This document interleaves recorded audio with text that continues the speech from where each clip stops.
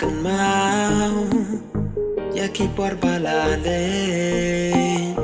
habang ayat kelam daperkan kawan cincau uman punsin habang akan mau ya kipor balale